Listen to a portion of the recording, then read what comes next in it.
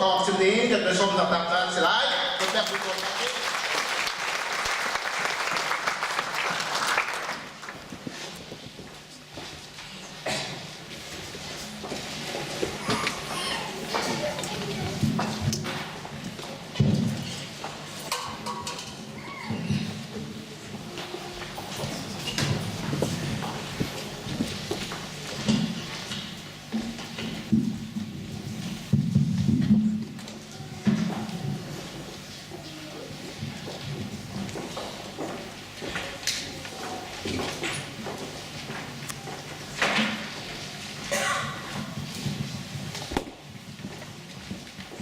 ายอย่างสุด ทางสลาย คริสโตเปียจะรู้ပြောသောစကားနဲ့စိတ်နှလုံးအကြံစီလို့ဒီရှင်သခင်ဘုရားရှိနိုင်တဲ့သက်ပွဲဖြစ်စေတော်မူပါအထူးသဖြင့်ကိုရရှင်ဘုရားရဲ့လောကပတ္တမတရားကိုအားနေခြင်းညာနေမှသာသမီတို့ခံယူစေခြင်းနှလုံးသွင်းသောအခါမှာသာသမီတို့ကိုနားလည်သဘောပေါက်ခံယူပြီးစောင့်နိုင်ပြီးအနာဂတ်ဘဝသက်တာအတွက်ခွန်အားဖြစ်စေပါခရစ်တော်၏နာမ၌ယုံကြည်စွာဖြင့်စက္ကအနန္တဆုတောင်းပါသည်ပါဗျာပရမောစွာဖဘုရားသခင်ရဲ့ဂုဏ်ကျေးဇူးတော်ကိုသူပဲအောဝယ်ရှိပါမိပါလေ ปะขันดากามันปะเทียนยินโครหางายินกระทำชัด ကျွန်တော်တို့အစ်အနေနဲ့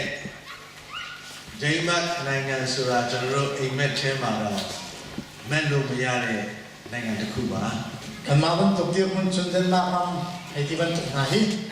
กันสามบังหัวหน้ากันดักมันบันมีสิแล้ว ဒါပေမဲ့ဒီနေ့ရှိမှထိုင်နေတဲ့ကျွန်တော်ညီကိုမောင်တော်တွေကျွန်တော်လုပ်ပေါ်ဆောင်ပဲတွေကတော့ဘုရားသခင်ရဲ့ကောင်းကြီးကိုအကြီးကြီးခံစားရပြီးတော့တကယ်အင်မတန်မှတာယာလှပတဲ့နိုင်ငံမှာနိုင်ငံသားတစ်ယောက်အနေနဲ့လာပြီးတော့မှဒီထိုင်ခွင့်ရတာဟာဘုရားသခင်ရဲ့ကျေးဇူးတော်အကြီးကြီးခံရတယ်လို့ဒီလိုပဲခံနေပါတယ် สมัยสลอนอินเดียกับไมกาช่วงนี้อุณหภูมินั้นนี่น่าจุแต่เทียนนี้เรามันช่วยได้จะเป็นตัวรำชาหาช่วยดีละคนเลยรำมีเป็นตัวสีนักกินนั่นเป็นท่าที่การแต่เทียนส่วนนั้นปีสิที่กรัว ဒီနေ့ကျွန်တော်တို့စင်ကြယ်နှလုံးသွင်းရမယ်အဓိကကျွန်တော်တို့ချင်းခရစ်မိခါရအဖွဲ့ရဲ့ရှစ်ကြိမ်မြောက်2015ခုနှစ်ဇူလိုင်လ16ကနေ19မှာလုပ်တဲ့အဓိကချက်ကတော့ခရစ်တော်ရဲ့အဝေးကြံဖြစ်ပါတယ် นี่เนี่ยเวรนาสิเซียนดีเกชีวิตกุมทองที่เราคุมได้นะสลายท้ายได้ลงได้ปวดยังอ่ะอภิเกณฑ์กันรัวที่มีเทียนเดียจุครีรุมวยกันสีที่มีสิ ဒီနေ့ကျွန်တော်ညီကိုမောင်မတွေကိုကျွန်တော်ပထမဆုံးအားပေးခြင်းနဲ့အချက်ကတော့ကျွန်တော်တို့ဒီနေ့ဒီနိုင်ငံကိုကျွန်တော်တို့ရောက်လာတဲ့အခါမှာကျွန်တော်မှားသွားရင်လည်းခွင့်လို့ပါ။ဒါနဲ့ဆိုရင်လည်းဆက်ပြီးတည်ဆောက်ဖို့ဖြစ်ပါတယ် Apakah nak sama tu rencana sampai kentu minatsu ikaron kan plastika kapal sudah silen ngai siam lo amazon silen dan jas kosen ကျွန်တော်ဘာအပေးချင်လဲဆိုရင် Don't be a refugee apakah nak sampai kentu itu refugee razam bentuk sekali be a missionary missionary bentuk insulo dikasih ဒီနေ့ဘုရားသခင်ကျွန်တော်တို့ကိုဒီအခွင့်အရေးကျွန်တော်တို့ကိုပေးထားပါတယ် Cucu kecil ini nama lagi mah dia sungguh misi nak dia kan bermisi ဆုတောင်းခြင်းအားကြီးတယ် ถ้าจำกันช่อง ဘုရားသခင်ကိုဦးထိပ်ထားတယ် Pacien apakah nak kan cia မိမိရှိနေတဲ့နေရာမှာဘုန်းထင်ရှားဖို့ကြိုးစားပြီးအသက်ရှင်တယ် Kan nak mencia boy basupa nak alak nak ngalica kan zuam ဒီနေ့ဒီဒိမတ်နိုင်ငံမှာဘုရားသခင်ရဲ့အသက်ရှင်တဲ့အမွေးအကြံအဖြစ်ကျွန်တော်တို့ပေးဆက်အသက်ရှင်ဖို့အရေးကြီးပါတယ် Kikarma boy baca anu mirim mi bentuk sinarnya kan dipek kaya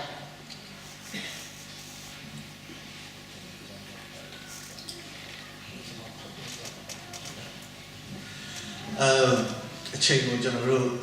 ချင်းပြီးတော့ကျွန်တော်တို့ပုံမှန်လိုကျမ်းပိုက်ဖတ်တော့ဘူးဆရာကတော့ကျွန်တော်တို့ညီကိုမောင်နှမတွေရဲ့ဘာသာစကားနဲ့ဖတ်တော်မှာဖြစ်ပါတယ်ကောရိန္သုဩဝါဒစာကျွန်တော်တို့ရဲ့အဓိကချက်ပါပဲသို့တော်ညာလည်းပဲကောရိန္သုဩဝါဒစာဒုတိယဆောင်အခန်းကြီးနဲ့ကျွန်တော်ကတော့14ကနေ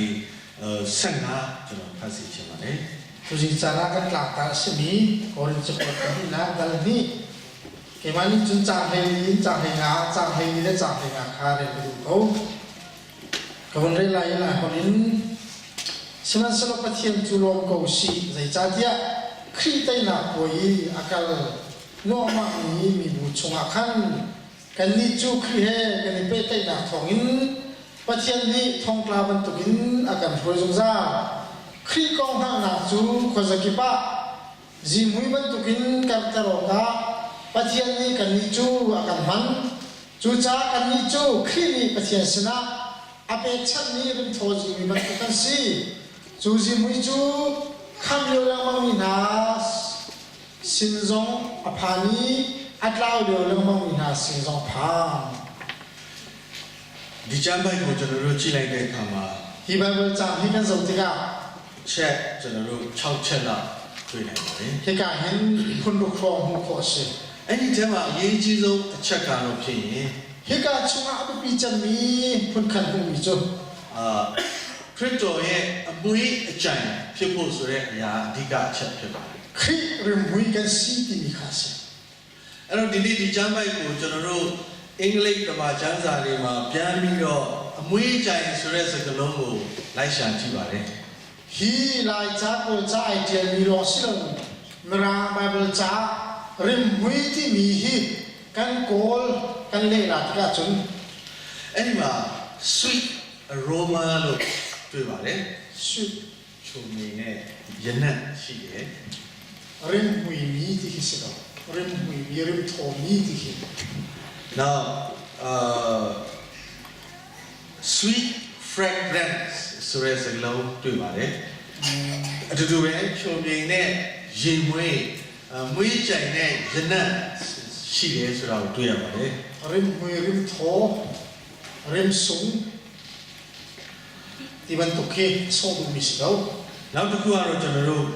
အားလုံးရင်းနှီးတဲ့စကားလုံးတစ်ခုကတော့ perfume ဖြစ်ပါတယ်perfume ที่มีจุดไหนสองอย่างเหมือนกันแบบตัวဒီမွေးခစတော့ဆရာမကြီးပြသွားတဲ့ရေမွေးဖြစ်ပါတယ်ကျွန်တော်ဆိုရင်တော့သူနိုင်တဲ့သူကြီးဆရာမကြီးဝင်ပြန်ပြီးတော့ခစီဘုမကြီးယူပြန်သွားရင်တမိုးရှိမှဖြစ်တယ်and we'll get ahead then here perfume this say gari bata ပြန်ပြလိမ့်နော်ချီအောင်မဲလို့ကျွန်တော်ယုံကြည်တယ်ရာနှုံးပြီးအဲ့ဒီရေမွေးတစ်ခုဖြစ်လာဖို့ညာအတွက်အပင်နေပန်းမှန်နေအများကြီးပြီးဆက်ထားတာဟေဘန်တူဇီမွေရမွေဘန်တူစီနာဒငါအကူတေဟာအပါတေဟာခခီတွန်းလန်တမ်ပီပေခီဟောဒီရေမွေးအဆင့်ဒီလိုတန့်စင်တဲ့ အရေးကြီးမတမ်းမွေးကြိုက်တဲ့အဆင့်တစ်ခုရောက်လာဖို့ရန်အတွက်အပူချိန်တွေနဲ့ press လုပ်ပြီးတော့မှပေါင်းခံထားရတဲ့အခါဖြစ်ပါတယ်ဟိမန်တိုအဆုလိုမီရင်ပူမီစီနာဒငါအလင်အကီဟိတိမန်တိုဇုံခါချာတင်ရင်တင်ဖွန်တွန်ဟောင်းမီစီဒီနေ့ဒီကျမ်းပိုက်ထဲမှာငွေ14ပါပထမတစ်ချက်ပါတွေ့ရမယ်ဆိုရင်ခရစ်တော်နဲ့အတူအောင်ပွဲကိုအစဉ်ခံခြင်းလေဆိုရင်အမေရိကန်ကမှုဂျူဂျီဆုခရီဟေတိုင်နာဘုန်ခတ်မူတီနာဒီငါကျွန်းအတီခရစ်တော်ဟာ3ရက်မြောက်သောနေ့မှာတည်ခြင်းပြည့်စုံမှကိုအောင်မြင်တယ်အဲ့ဒီအောင်မြင်ဖို့ရန်အတွက်သူပေးဆက်ခဲ့ရတဲ့အရာတွေကိုကျွန်တော်တို့ဒီနေ့ကျွန်တော်တို့ခန္ဓာပေါ်မှာကျွန်တော်တို့ယူတင်ဝတ်ဆောင်ပြီးအသက်ရှင်ဖို့နေချင်ယေရှုခရစ်တော်ကင်းနေထုံနွားတိုင်နာဟုနာသာဒနာအချီနာနာခန်အပေချက်နီအဖွင့်ဖွင့်ဟာစနာခါရကုန်လေအဲ့ဒီလိုခရစ်တော်ကိုကျွန်တော်တို့ယူတင်ဝတ်ဆောင်နိုင်ဖို့ရတဲ့ ခရစ်တော်ဘုရားကိုကျွန်တော်တို့ကိုယ်တိုင်ကိုကြတူးချင်းကအကျွမ်းတဝင်နဲ့သိရှိဖို့ရန်အတွက်လည်းအရေးကြီးပါတယ် Cuman tu tena kan hom nak dengar nama lagi ma pun pak cuni Yesus Kristus kan nun semua thay ni ti kha hao ကျွန်တော်တို့ခရစ်တော်အကြောင်းကိုဘလောက်အထိကျွန်တော်တို့တယောက်ချင်းကျွန်တော်တို့ဘလောက်အထိသူ့ကိုကျွမ်းတဝင်နဲ့သိထားပြီးပြီလေ pun pak nama lagi ma cuni Yesus Kristus pun khatia pun khasi naga zaitun da enthal ကျွန်တော်တို့ခရစ်တော်ကိုကျွန်တော်တို့ခန္ဓာကိုယ်ထဲမှာခရစ်တော်ကိုအပိုင်ကျွန်တော်တို့ရရှိထားပြီးမှသာလေခရစ်တော်ရဲ့အမွေးအကြိုင်ဖြစ်ကိုကျွန်တော်တို့ပြန်ပြီးတော့ကျွန်တော်တို့ရဲ့ခန္ဓာကိုယ်နဲ့ပြီးဆက်နိုင်မှာဖြစ်ပါတယ် Yesus Kristus pun pak nama lagi ma nun semua thay lo silong na nunin kanina masalo lo ma Yesus Kristus na rimbuhi kan chopi covid ni လူသုံးမျိုးသုံးစားရှိပါတယ် mi phun minung mi phun thu mi no ပထမတစ်မျိုးကတော့လူတစ်ယောက်ဖြစ်လာတဲ့အခါမှာသူ့ဘဝသာတည်ဆုံးသွားတယ်သူဟာနာမည်ဆိုးနဲ့ပဲဘဝမှာအဆုံးသတ်ပြီးတော့နာမည်ကြီးသွားတယ် pakat na tuju minung pakat khau mi anun naga min chet na he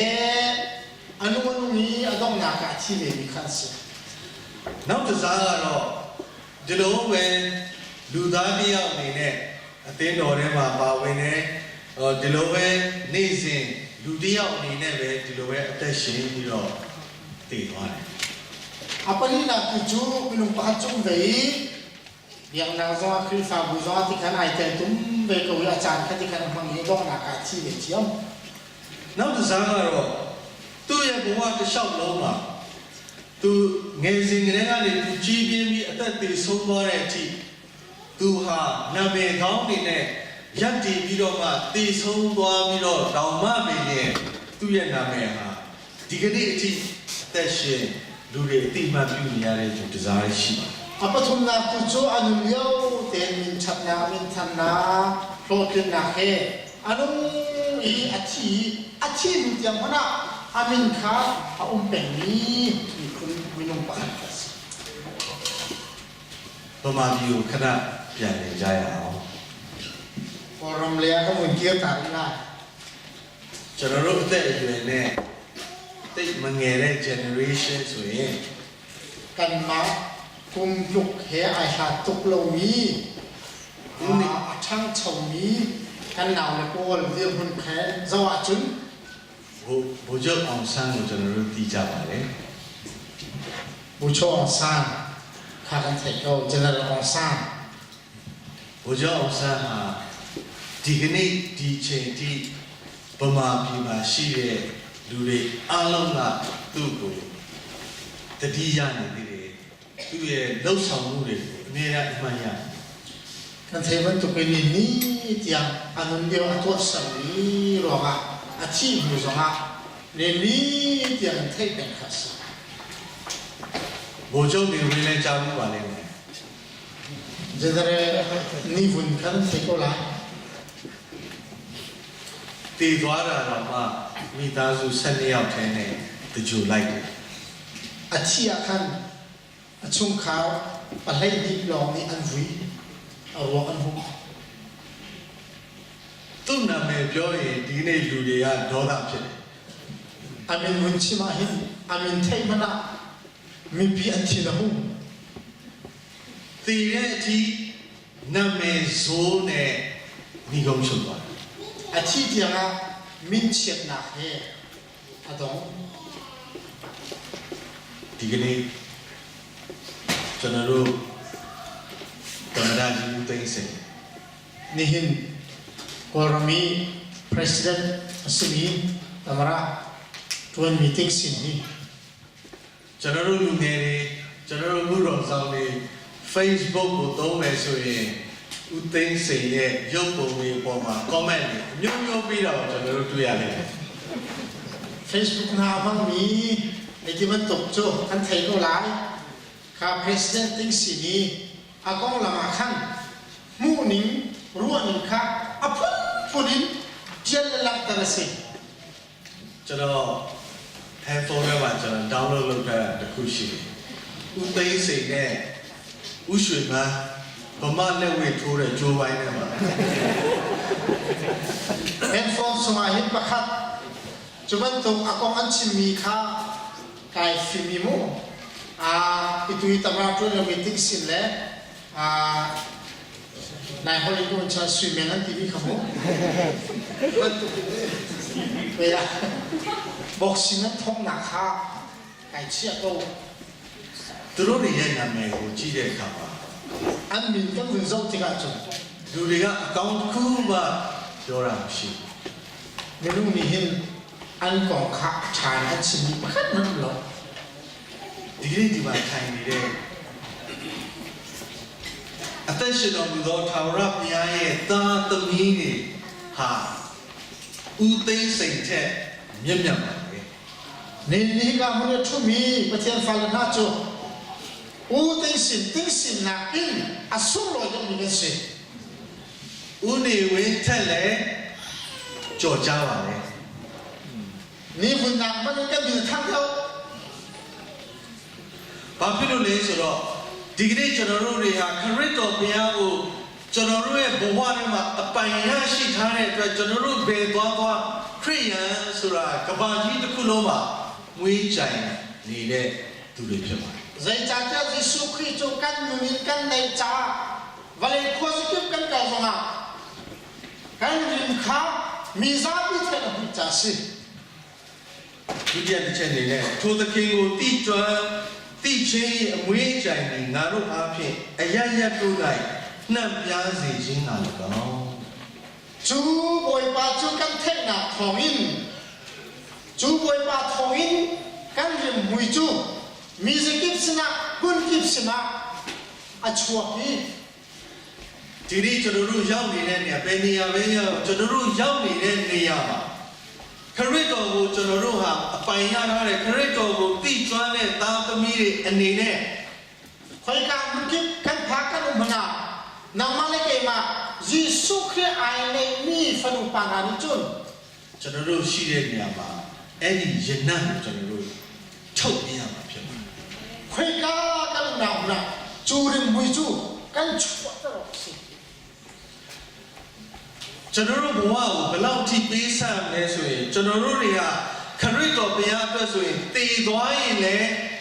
ခရစ်တော်ရဲ့အမွေးကြိုင်ကျွန်တော်တို့နဲ့ပါသွားရမယ် zai tun da kan ro si dia chun kan ni pathian falana si ni chun kan va thi zonga Jesu ki rim mui kha kan thi nu dia ai tel le ti kha kan ro za lo si ဒီကနေ့အသက်ရှင်နေတဲ့အချိန်မှာလည်းအသက်ရှင်တဲ့အလျောက်ခရစ်တော်အတွက်ကျွန်တော်တို့ဟာပြီးဆက်ပြီးအသက်ရှင်တဲ့အမွေးကြိုင်ကိုထုံလွှဲတဲ့ယုံကြည်သူသားသမီးတွေဖြစ်ရမယ် ni kan nu zonga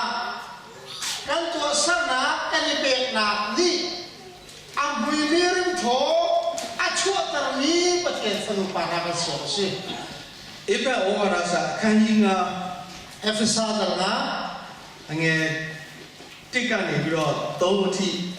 အငယ်1ကနေ2အထိနည်းနည်းနားထောင်ချင်ပါတယ် Efesa dal na ame pakatin pathum tiang nan ni chu pathian do mi fa nan si cha ama ban tu kha si zo mu khria kan do ti an na kha kan cha pe ban tu bin kan ni zong kan na chu do na kin au ve o si khria kan cha pe mi an na chu pathian du mi rai thoi na le pe chan ni rim mi chu si nan ni chu pathian ni na si cha nu le pa so na le do cha lo in ko sak na le ha kau na chu a chin man nan chin o se lo ဒီမှာကျွန်တော်တို့3ချက်တွေ့ရတယ် hi ka hin phun thu min mu ko se ဘုရားသခင်ကျင့်တော်မူသည်နည်းတူကျွန်တော်တို့ကျင့်ကြပါ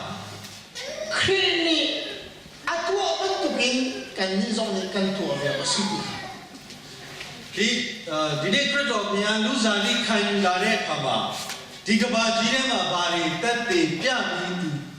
အသက်ရှင်ပြသွားတယ် ယေရှုခရစ်ကျွန်တော်ရှင်နာငိုင်းဘလေကျုံအနုနာခဇတိနာအကန်ဘူဆက်တိခါ လူတွေကိုကယ်တင်ခြင်းပေးနိုင်ဖို့တည်င်းကောင်းဝင်ကြတယ် မိရတဲ့ခမစီခေါ်နာတဲ့ထောင်ချချင်း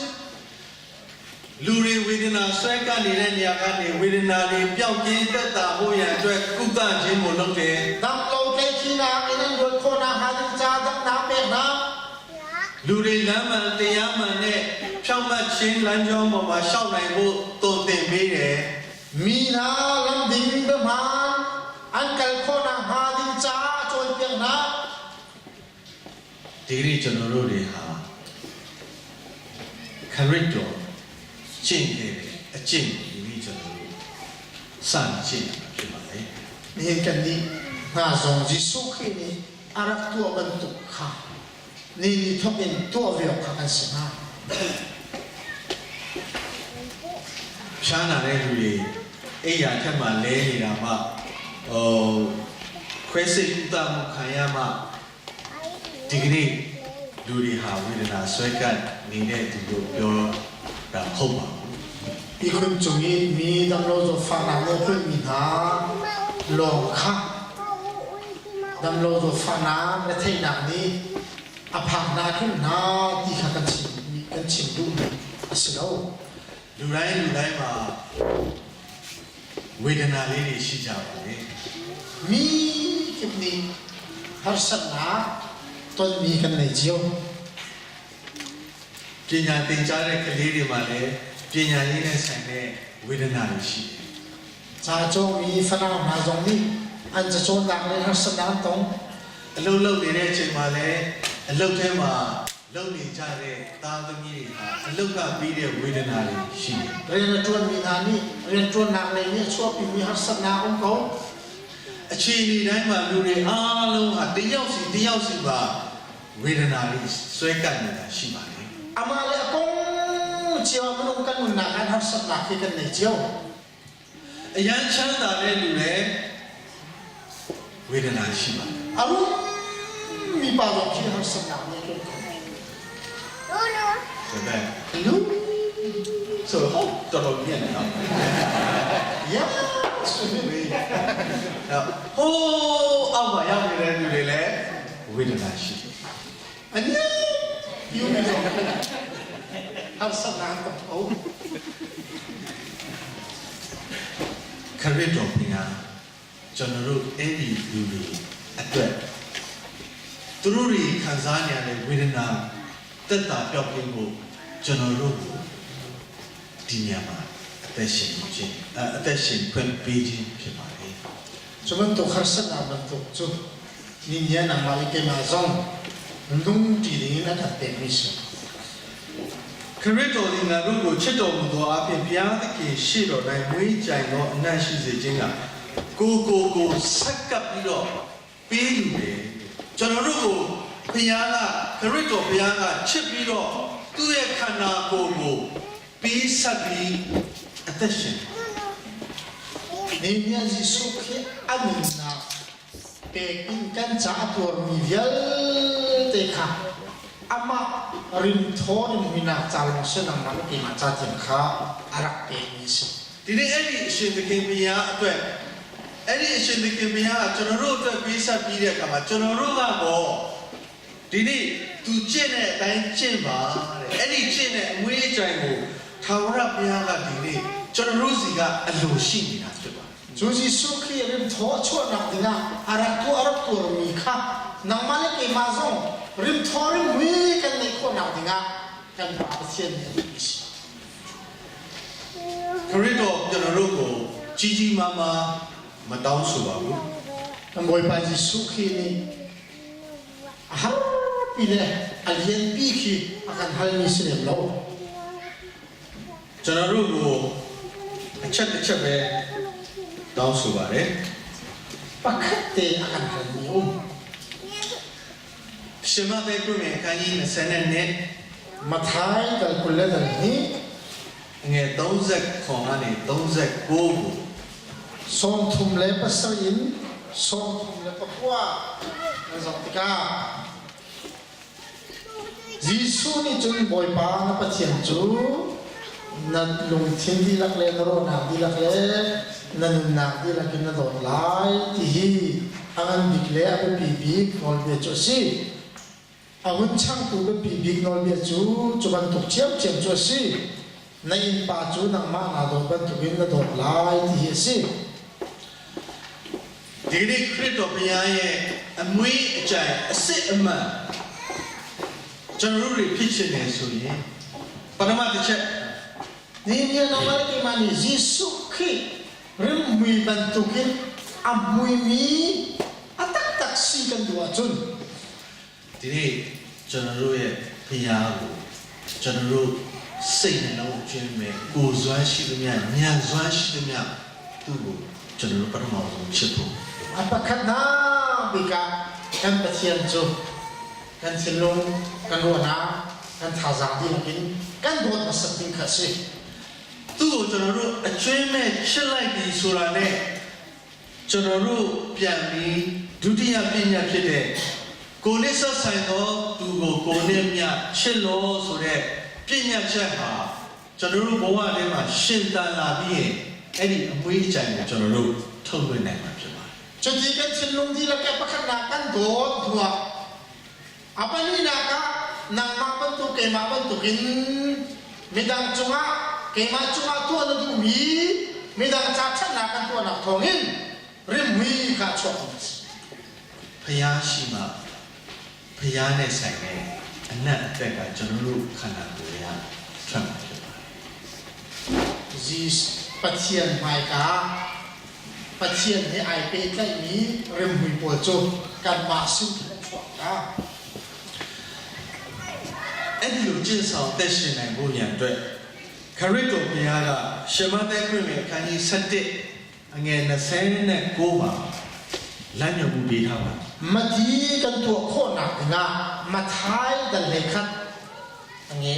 nge nasak mathai dal lekhat ame kulakwa akan chon piak ni kasai nam kha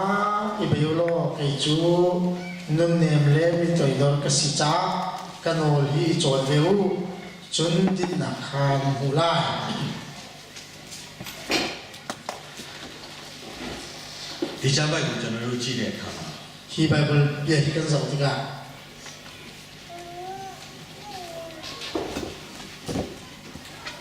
ဒီနေ့ကျွန်တော်တို့ကိုသူစေခိုင်းရှင်တဲ့အလုပ်ကိုကျွန်တော်တို့ချမ်းပြီးကျွန်တော်တို့လုပ်နိုင်ဖို့ရန်အတွက်သူ့စီမှာနီးခံပါ akan fian ni rim hui rim tho achua na sa dinga ama sina toy dor he ama sini idor masaka kan fian ni ခရစ်တော်ဘုရားဟာလူစားတိခံယူလာတဲ့အခါမှာဘုရားသခင်ရဲ့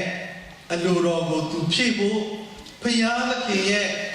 အမွေးအကြိုင်သူဖြစ်ဖို့ရန်အတွက်သူအများကြီးပေးဆက်ခဲ့ရပါတယ် Jesus Christ menung sina lain le chong ton le le khan pathiam rim tho rim hui si kho na cha dinga ape ni pi atwa ni tam pi ra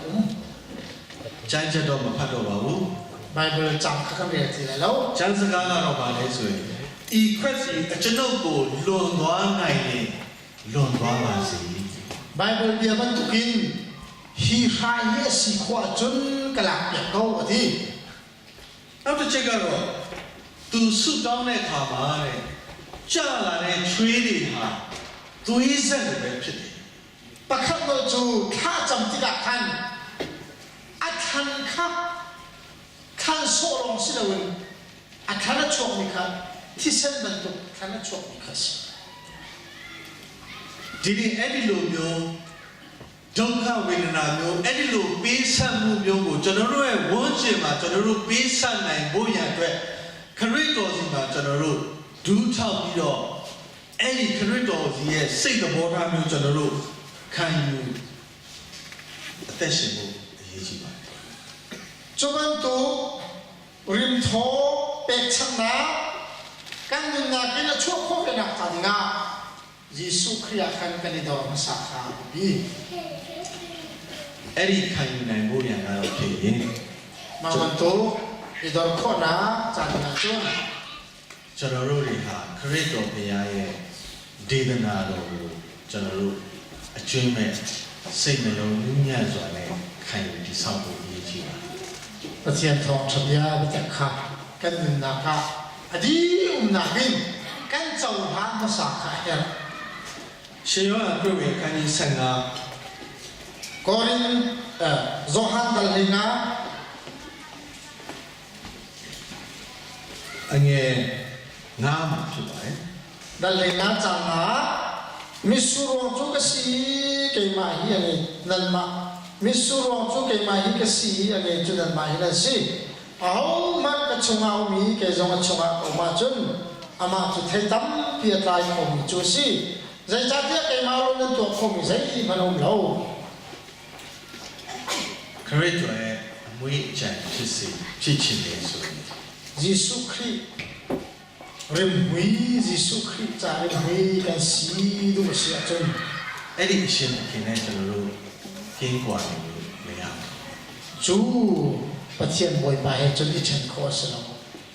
အဲ့ဒီအရှင်ခင်နဲ့ကျွန်တော်တို့အမြဲတမ်းrelationship ကျွန်တော်တို့အမြဲတမ်းအကျွမ်းတုံနဲ့ရှိနေဖို့အရေးကြီးပါတယ် chu pathian he chun chu boy ba he chun azung za pe kai na kan ne kha ha သူ့ရဲ့နှုတ်တော်ထွက်စကားဟာအင်မတန်မှရှင်းလင်းပြတ်သားပါတယ် aga chuak bian ha chu a fiang nai mi se ko ငါနဲ့ကွာနေတင်တို့ဒီအဘယ်အမှုကိုမြမတတ်နိုင်ကြဘူးအတိအကျပဲပေါ်ပြထားပါတယ် kai ma ni pe lo wa chu na ni chu zai man to kho la do te ဒီကကြောင့်မလို့ခရစ်တော်ရဲ့အမွေးအကြိုင်ဖြစ်ခြင်းရဲ့ခရစ်တော်ဇီမာပဲကျွန်တော်တို့နီးခံတင်ယူပြီးအသက်ရှင်ဖို့ရှိပါတယ် Krim mi si kan do chu Yesu Christ pe ama he nun ki kha ha mi si ဒီနေ့ကျွန်တော်တို့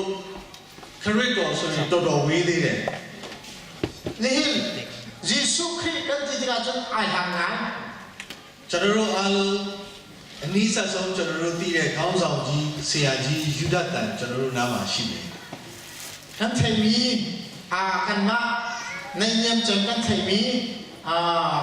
yudata adoram jason kha chi mi si ဆရာကြီးယူဒတန်ဟာသူတယောက်တည်းမဟုတ်ဘူးသူ့ရဲ့မိသားစုသူ့သားသမီးတွေအားလုံးကကျွန်တော်တို့ဗမာပြည်အတွက်ပြီးဆက်ပြီးခရစ်တော်ရဲ့ကယ်တင်ခြင်းတည်င်းကောင်းအမွေးကြိုင်ကိုပြီးခဲ့ပါတယ် yudata adoram jason kha ama lo si lo chum kha he Yesu Christ cha an chum kha di lakin arak pe mi an na tiam si ဒီနေ့ကျွန်တော်တို့ချင်းညီကိုမောင်နှမတွေအတွက် missionary constant ni nani chimi punja chun thong tharak chimi nitlakramin missionary carson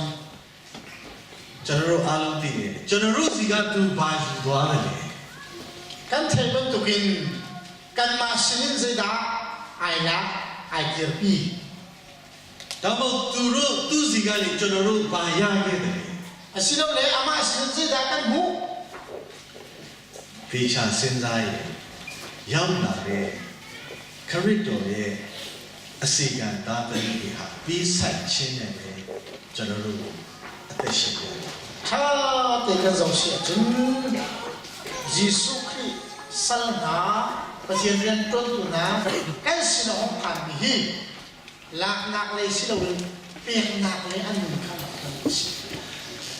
ဒီနေ့အဲ့ဒီခေါင်းဆောင်တွေကိုကျွန်တော်တို့တတိယအနေနဲ့သူတို့တွေကိုကျွန်တော်တို့အများအားအောက်မေ့ပွဲကျွန်တော်တို့လုပ်နေတယ်ဆရာကြီးယူဒတာဆိုရင်တချင်းပြိုင်ပွဲတွေလုပ်တယ်ကျွန်တော်တို့နေ့ယူနေ့မြတ်နေနဲ့ကျွန်တော်တို့ထားတယ်အဲ့ဒါဘာကြောင့် ni niya chu missionary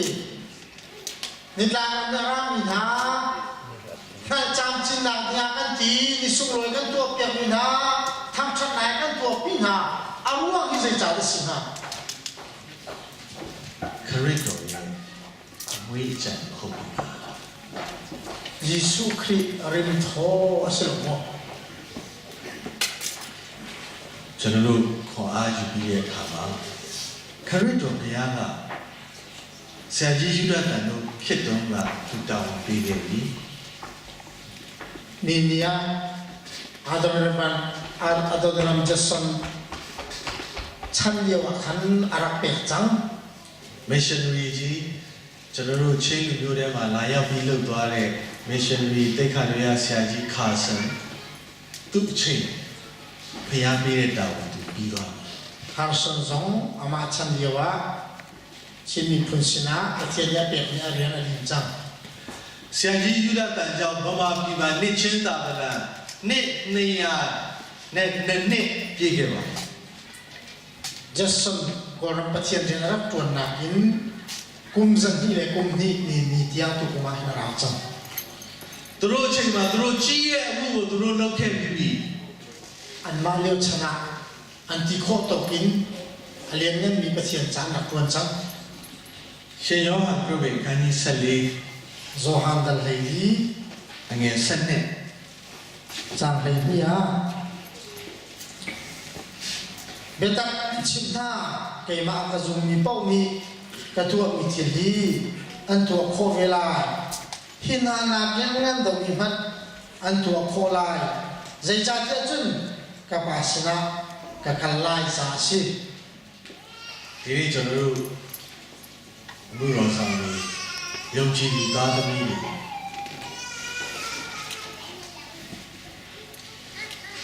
ုရားသခင်ရဲ့သားသမီးတွေအဖြစ်နဲ့ကျွန်တော်တို့ယက်တီအသက်ရှင်ပြီး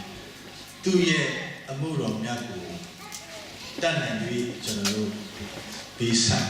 ခဲ့ကြတယ် Ninia Pathian Rian Tuan Tu Zoom Te Zoom Tu Nau Dila Na Pathian Ram Cha Anti Kho To Te Arena Kan Pek Chiu Chang Na ဒါပေမဲ့မပြည့်စုံဘူး Simen Sino Atin Fu La အခုကျွန်တော်တို့လက်ထဲမှာ Nin Kan Kuchunga ခရစ်တော်ဘုရားယုံကြည်လို့အနှင်းလိုက်တဲ့အလုပ်ရှိပါ Jesu Christ Kan Zoom Roha Akan Pek Ni Rian Ang Ko တာ၍ကြီးသောအမှုကိုသင်တို့ပြုလိမ့်မည် Katua Minakin Angan Del Mina Tu Kho Lai Ji ဒီနေ့ကျွန်တော်တို့ဘုမာပြပါနေတော့ကလည်းကျွန်တော်တို့ခရစ်ယာန်ပဲ Orang Kan Da Umyo Zunga Krifa Kan Sikau ဒါပေမဲ့ဒီနေ့ကျွန်တော်တို့ဒိမတ်နိုင်ငံကိုရောက်လာတဲ့အခါမှာခရစ်ယာန်တဲ့ကြော်လွန်တဲ့တာဝန်တစ်ခုကိုဘုရားသခင်ဒီနေ့ပေးလိုက် Dan Nakin Na Partiga Orang Kan Krifa Sida Nakin Angan Del Ni Asung Loi Del Ni Sida Ka Tuan Ho Kan Pek be a missionary Amuro Song Mantu Pathian Rian Tuan Tu Missionary Mantu Kasiu Isi ကျွန်တော်တို့အားလုံးဟာဒိမတ်နိုင်ငံမှာလာပြီးတာဝန်ပြုရမယ်ခရစ်တော်ရဲ့အမွေးအကြိုက်တာသမီအစ်စ်ဖြစ်ပါတယ် Ninia Dan Na Ramakan Da Pratika Jesu Christ Rim Wi Bantukin Anti Kho Na Chiwin Ariana Ai Pe Ding Ni Pathian Falena Kan Si ရှမတဲ့ကရခန်းကြီး25အငယ်23ကျမ်းပိုက်လေးနဲ့တုံးချုပ်ချင်ပါတယ် Mathai Dal Kule Dal Nga Chang Kule Chang Thomin Dr. Kha Kalu Kau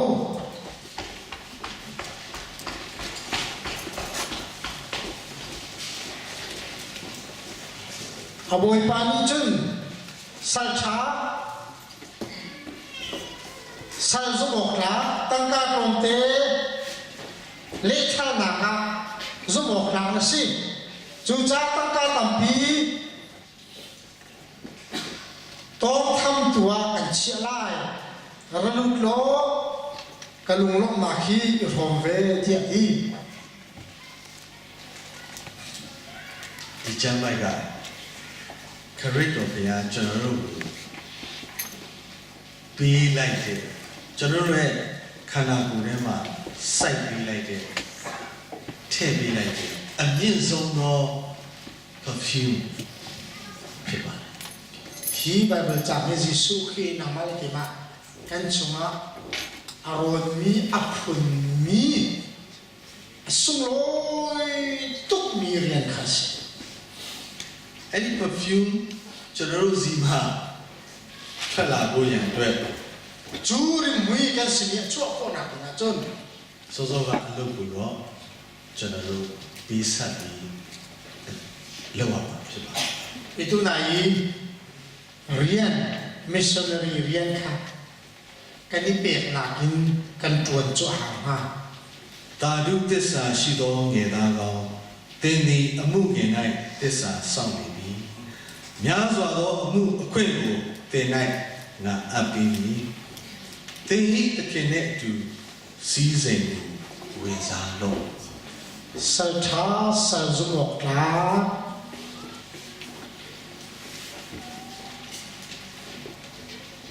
nasi chu cha tangka tam pi tong tham tua kan chi lai ra lo kalung long na khi phong ve ati ဒီနေ့ဒီအမွေးကြိုင်လေးဟာကျွန်တော်တို့တယောက်စီရဲ့ဘဝအသက်တာထဲမှာကျွန်တော်တို့ရှင်သန်စေပြီးတော့သာရဘုရားအလိုရှိတဲ့